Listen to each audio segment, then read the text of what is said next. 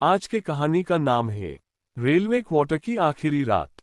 सच्ची घटनाओं से प्रेरित एक खौफनाक कहानी। 1998 में इलाहाबाद रेलवे कॉलोनी के एक पुराने क्वार्टर में संजय नाम का रेलवे कर्मचारी अपने परिवार के साथ रहने आया। ये क्वार्टर कई सालों से खाली पड़ा था क्योंकि इससे जुड़ी अजीब अफवाहें थीं। कुछ लोगों ने कहा कि यहाँ रात में किसी के रोने की आवाज आती है, तो कुछ ने दावा किया कि उन्होंने खिड़की में किसी की परछाई देखी थी। लेकिन संजय इन बातों को महज अफवाह समझता था। संजय, उसकी पत्नी सीमा और उनकी 7 साल की बेटी पायल ने खुशी खुशी नया घर बसाया। पहले कुछ दिन सब सामान्य रहा, लेकिन फिर अजीब घटनाएं होने लगी।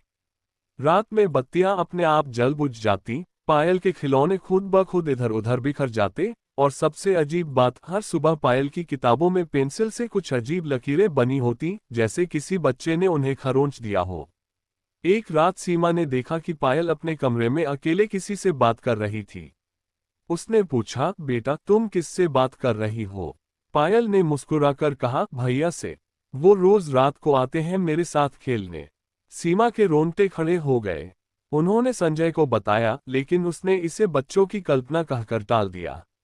अगले दिन कॉलोनी के एक पुराने चौकीदार रामलाल से सीमा की बात हुई।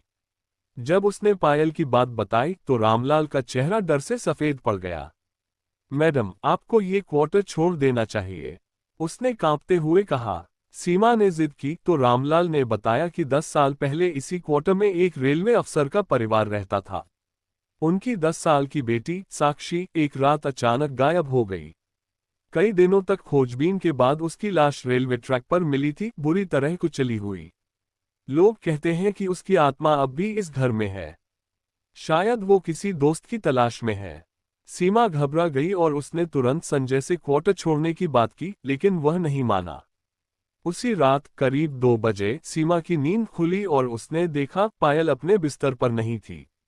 वह चीखती हुई उठी और संजय को जगाया। दोनों पूरे घर में उसे ढूंढने लगे, लेकिन वह कहीं नहीं थी। तभी बाहर से एक धीमी आवाज आई, माँ मैं यहाँ हूँ। सीमा और संजय ने देखा कि पायल छत की बालकनी की रेलिंग पर खड़ी थी, जैसे कोई उसे कूदने के लिए कह रहा हो। उसकी आंखें बंद थीं और वह किसी से फुसफुसा रही थी, भैया तुम मुझे अपने साथ क्यों ले जाना चाहते हो?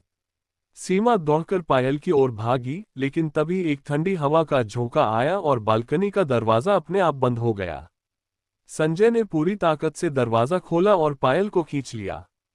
उस वक्त उसे ऐसा लगा जैसे किसी ने पायल का हाथ पकड़ रखा हो और वह उसे खींचने की कोशिश कर रहा हो। जैसे ही पायल उनके हाथ में आई, बालकनी के कोने में एक धुंधली परछाई दिखी। वह धीरे धीरे रेलवे ट्रैक की दिशा में चली गई और फिर गायब हो गई। अगली ही सुबह संजय ने तुरंत रेलवे अधिकारियों से कहकर क्वार्टर खाली करवा दिया। उन्होंने इलाहाबाद छोड़ दिया और दूसरी जगह नौकरी ले ली। आज भी वह क्वार्टर खाली पड़ा है। जो भी वहां रहने जाता है, कुछ दिनों के अंदर अजीब घटनाओं का शिकार हो जाता है और घर छोड़ने पर मजबूर हो जाता है। कुछ सवाल आज भी अनसुलझे हैं। क्या सच में साक्षी की आत्मा वहां भटकती है, या ये सिर्फ एक मन का भ्रम था?